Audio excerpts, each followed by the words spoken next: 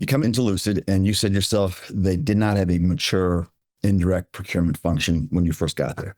So now, and I've seen that movie before, not just in indirect procurement, but in other aspects of operations. And now you come in and when they ask you, okay, so how do you think we should measure your success? Because this is how we think we're going to measure success.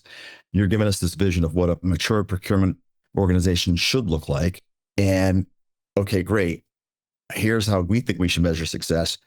What were you able to impress upon them and maybe add to their checklist of this is how you should measure success and how I want to be measured and my team wants to be measured a year from now or 2 years from now? Yeah, great question. And we did talk a lot about that. I think, again, my comment goes back to this leadership having so much trust and confidence in what they have invested in.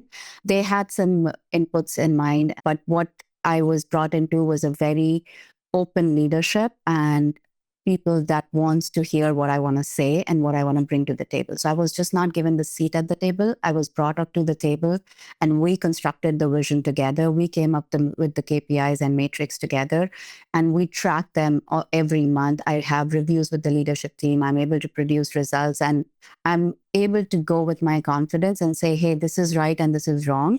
And I'm heard.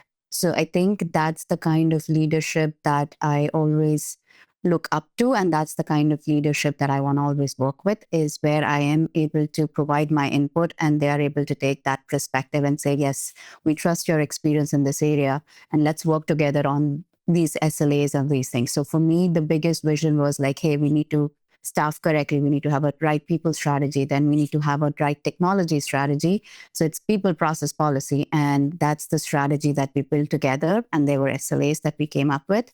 And we started automation as one of the biggest driver to be able to take the team forward, because you really need to have a robust system where you can manage procurement activities from a compliance and audit standpoint. And I think that's the biggest KPI that we are trying to track to. And I have a lot of support there from a leadership perspective.